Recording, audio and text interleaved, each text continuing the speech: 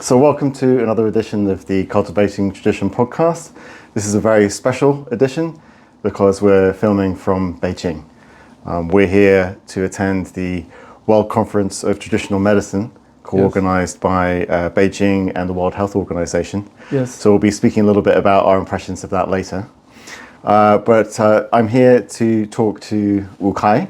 Yes. Wu Kai is an anthropologist, and I met him here, and it sounded really fascinating, the kind of work that he's doing. Mm-hmm. He is an anthropologist who primarily studies the development of Chinese medicine in other countries, apart from China, particularly the West. Yes, yes. And I was very surprised to discover he has a museum about Chinese medicine, development of Chinese medicine in the UK.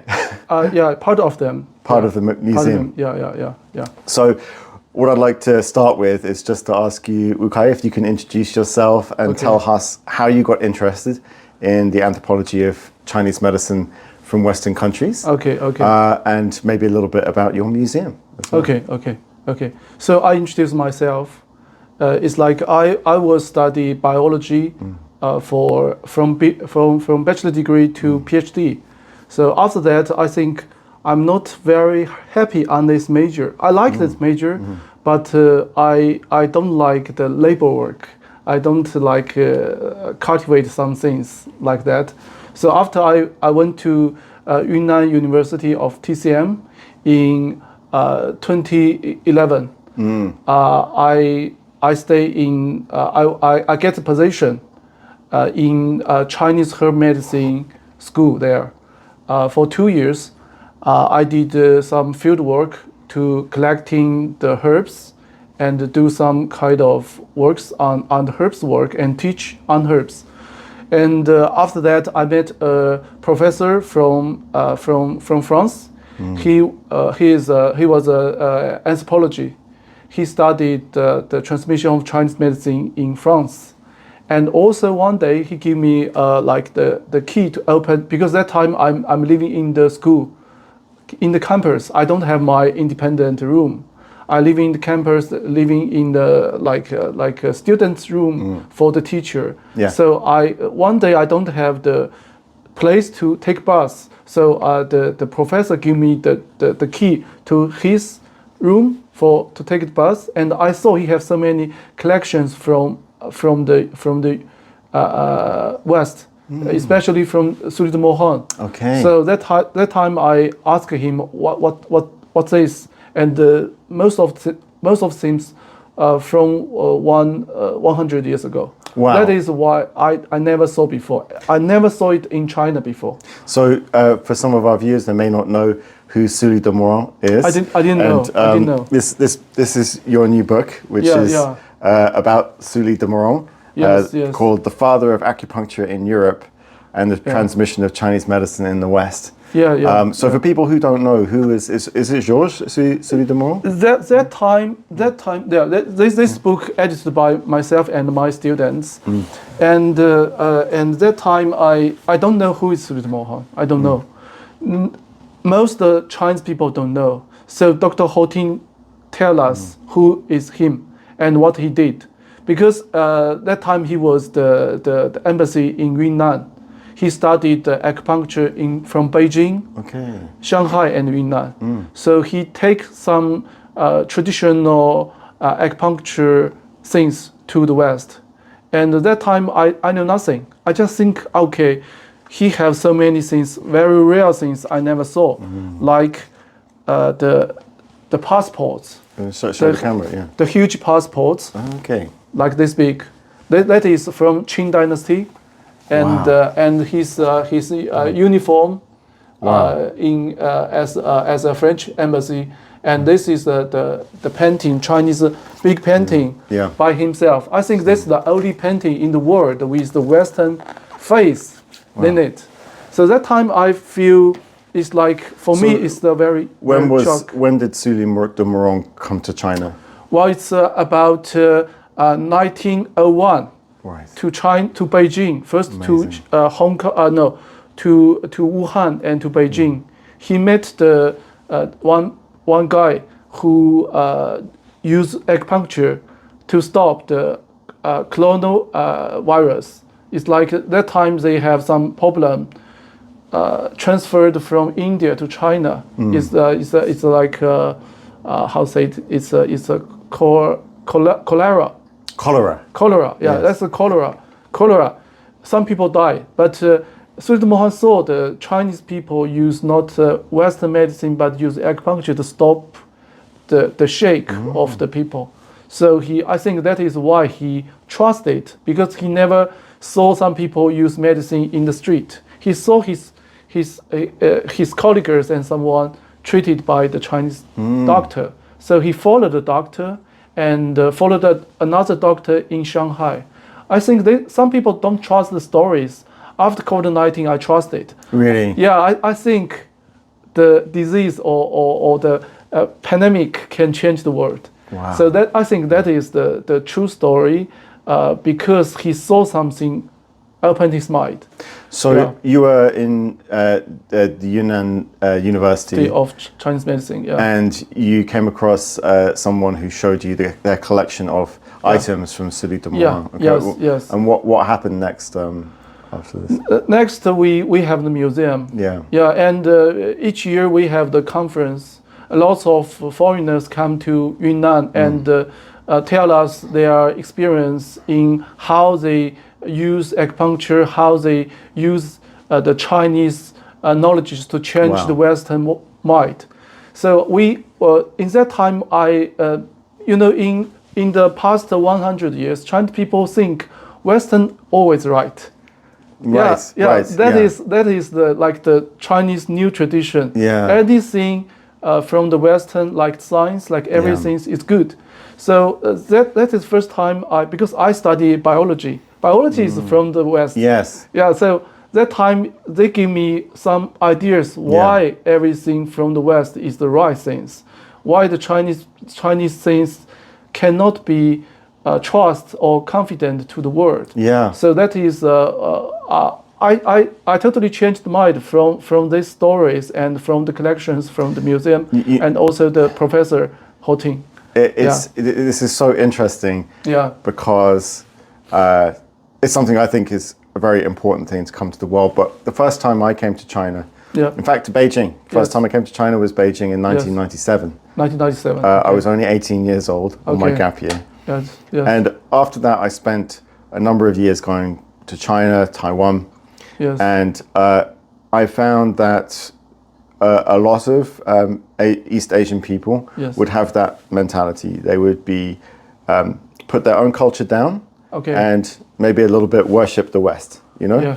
However, I feel like things have changed a lot in 30 years. Things have changed. Yes. And I think, just looking at this conference we just had, really. there's so much more confidence in how great this cultural tradition is, something that you can be so proud of. Yeah. And that makes me very happy because I think that it's something that I have a great love of. I want to see succeed myself. But it's so interesting to hear you express that actually having these stories people coming from around the world to your conference to share in something that they love from China, in respect from Chinese culture. Yes. Yeah. And but the first time I went to the UK is 2011. Yeah. That time I was a biologist. I went to Cambridge for a conference, a biologist conference. That time it's my first time to the UK. I love the country. I love the. I went to London. I went to the Cambridge. So I think that all the place like a big museum, British people keep the culture and history very well. Yeah. Any place, any step in the street have something to show you what happened before. That is make me feel like why we don't have such things. I don't know the history of my city. I don't know the history of something. We missed the culture. So that's also like for myself is like the nation reality. Like I began to think about who I am, where we are, where is the China. I understand. So, that is, I think, that is why you have such feeling, because that time Chinese people think the Western always right. Yeah. Yeah. Now I think more and more people trust the Chinese cultures, trust the Chinese products, trust more things than before. So that I think that your feeling is what I feel also about that. Yeah.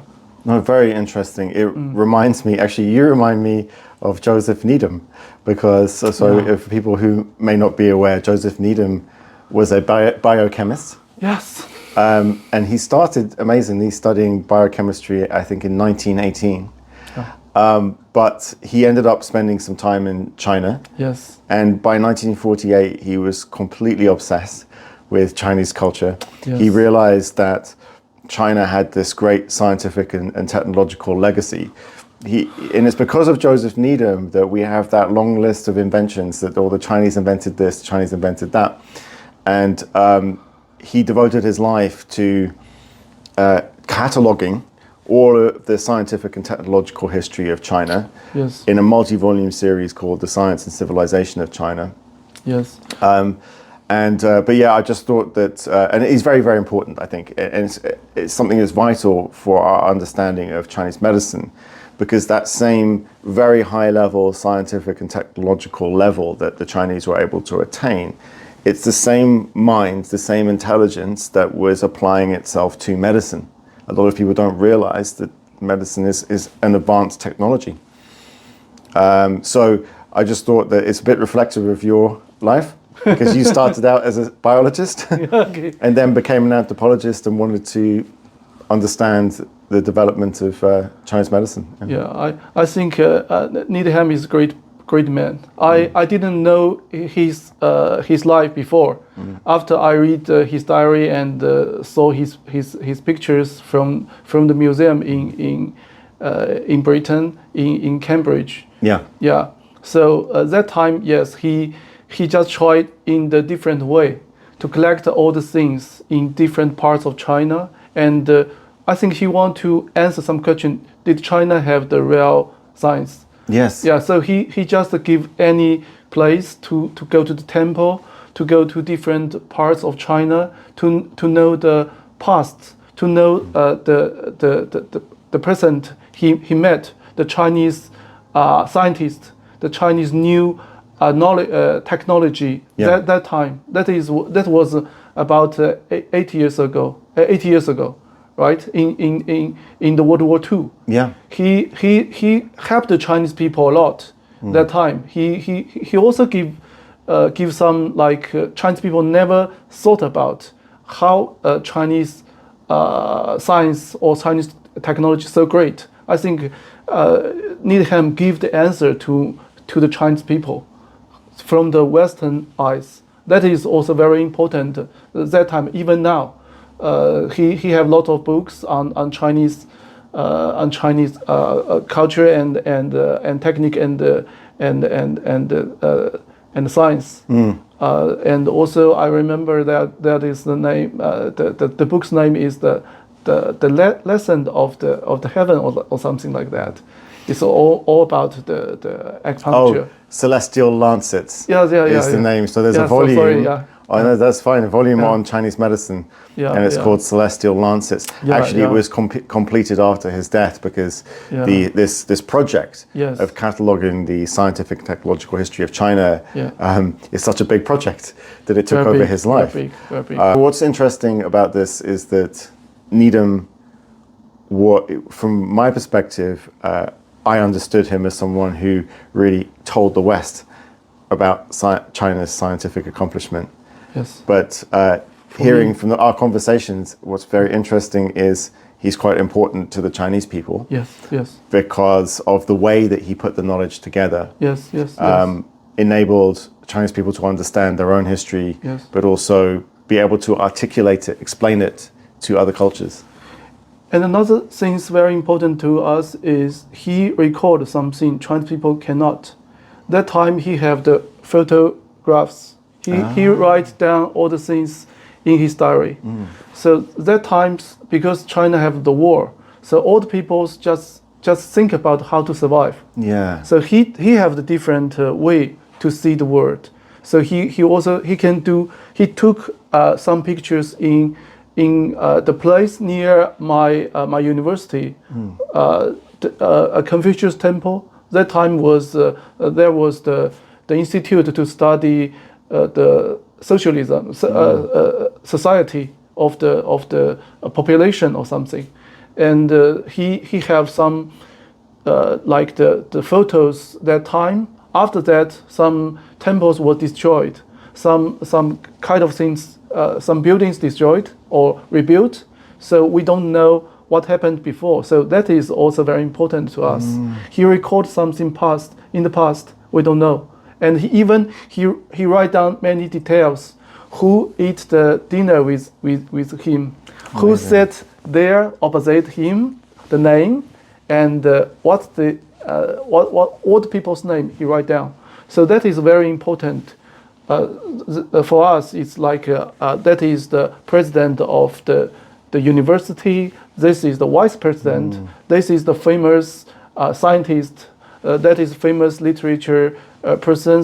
That is famous professor, like that. So I also understand what kind of person he met, and what kind of knowledge he may get from this person, because they are top historian, top scientist at that time in China. He gets the top knowledge at that time. And also I think all the people that time will tell him where to go next, where to go. Because that time, many universities from Beijing, from Shanghai, moved to Yunnan, because they cannot stay here. Japanese people take over these parts. Oh, I see. So all the things changed to there. All the brains changed to there. So you're saying that in order to preserve the culture during the Japanese occupation, a lot of the intellectuals, a lot of the universities moved west. And so that the great brain in there, in China, that's something I didn't know about that period. So that meant that actually Yunnan became a center of intellectual. In China, that time, yes. Okay. We call it Xinan Lianda, because three important universities come together to the southwest of China, and Joseph went there, met the top scientist, met the top person now there. It starts to make sense. I see that he went there. So there's something very special. You have Soulie de Mourant, you have Joseph Needham. We don't have Joseph Needham's collections. But I mean, he went to Yunnan. He went to Yunnan. Yes. So what's your hope for your work and for the museum for the future? What do you hope to achieve as you go along in the future? Yes, because this year is my first year after COVID-19 to go abroad. Okay.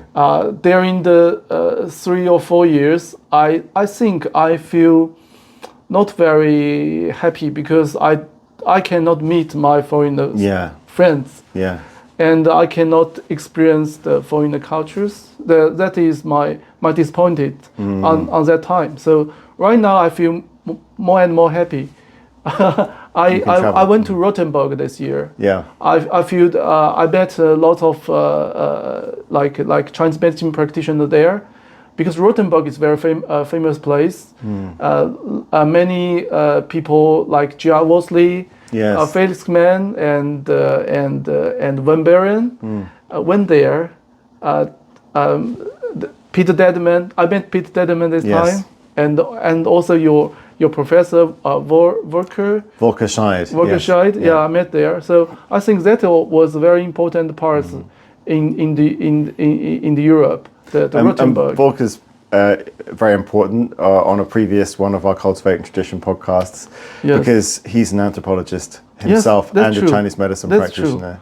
That's true. And Volker has always said to me and many other people that the humanities have to be supported. The importance of anthropology in order for us to understand the depth and the context of our medicine, the history, and that also improves our practice. So this is something that he's always been very keen on. Yeah, so I think why you use the video to record some people, so maybe because you have some kind of tradition, the anthropological traditions from your professor. Yes. So I think probably some influence from Volker, Volker, you don't know that. Yeah. Yeah. I think that is why you do the ways I used to use.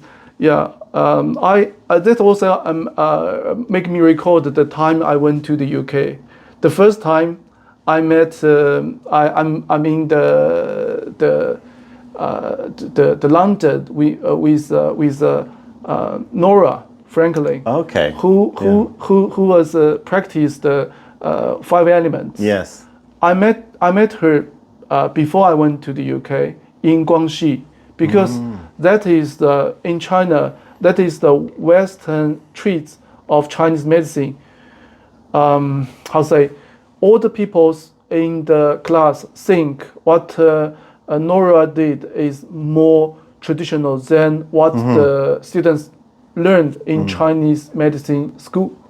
So that is, they think, okay, what the Yellow Emperor said in the Beijing, what is the Nora said, not our textbook said. Some students, even professors, followed Nora's idea and trust her very much. So that's years from Guangxi to Beijing. Even Beijing have a big group of the 5 elements students, and to Shanghai, even Yunnan. I think in China maybe now around 3,000 or 5,000 students have the 5 elements training.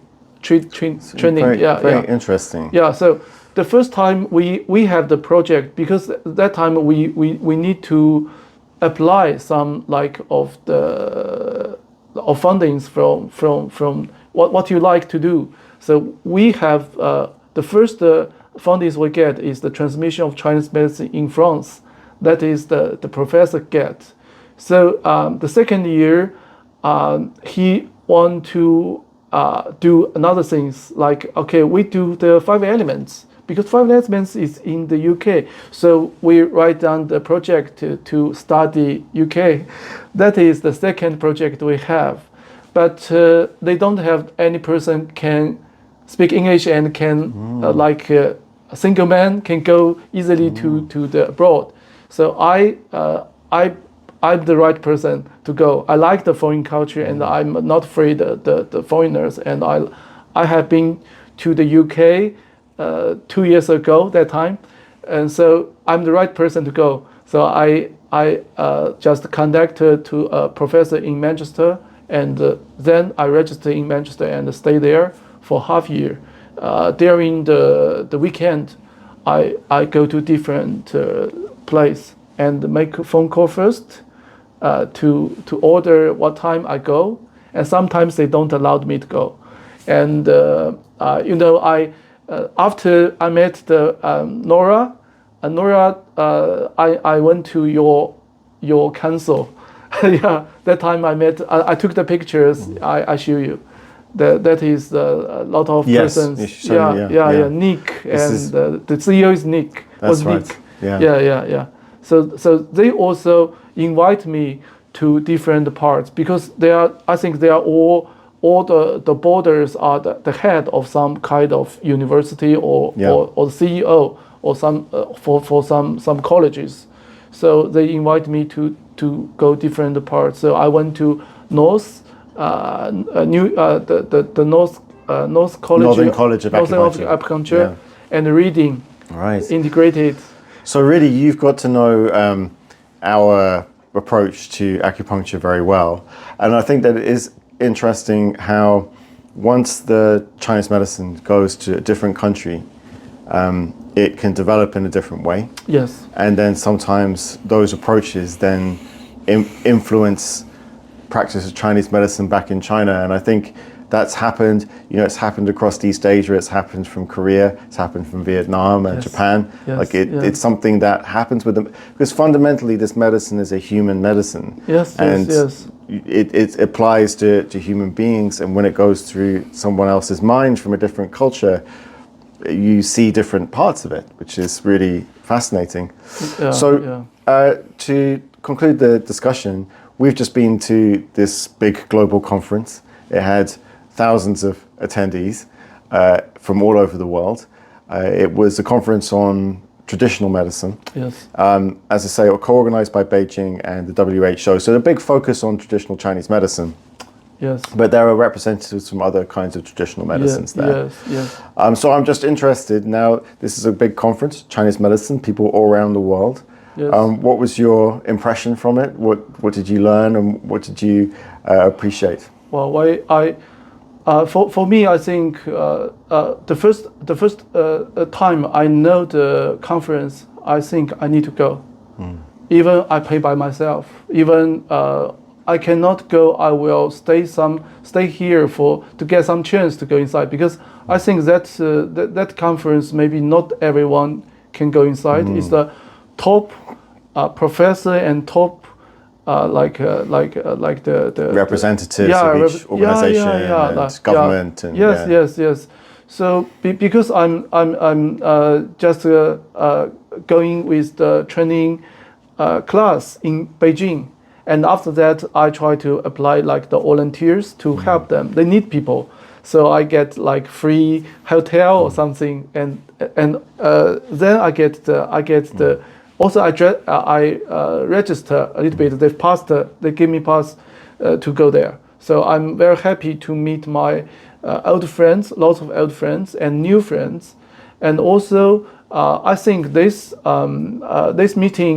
conference is more for like natural science. More they do is because I think they have the WHO background or because WHO is more trusted evidence-based science like that. So it's not anthropological studies. So most of the meetings, the panels I heard is more for the like the science science studies. I'm also can get some kind of interest with this. I know who do this, what kind of the studies, why they are very important, how to make the things be trust in this way for the other world.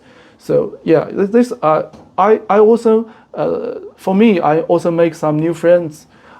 I had some new friends from South American, that is I never been, and also from Middle East and from African.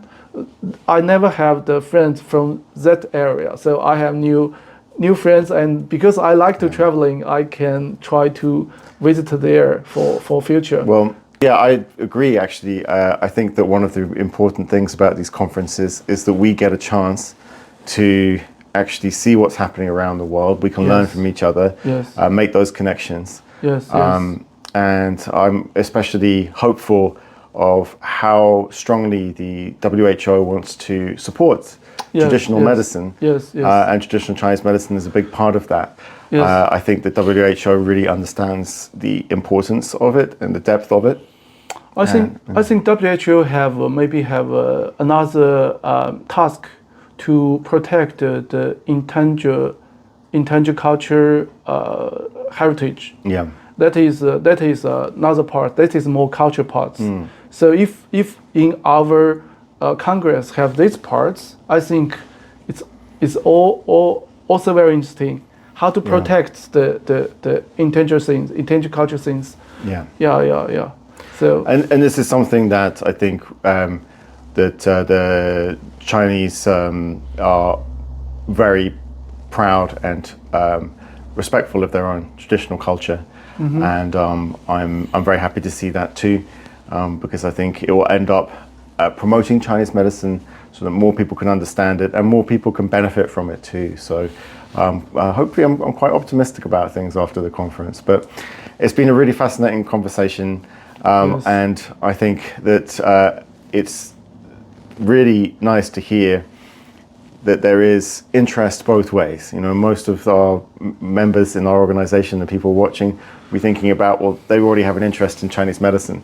But to hear that there is also interest from China in the way that Chinese medicine has developed in the West is something that was a little bit unexpected, actually. Yeah. I think that this anthropology project that you've been working on has a lot of resonance with this podcast.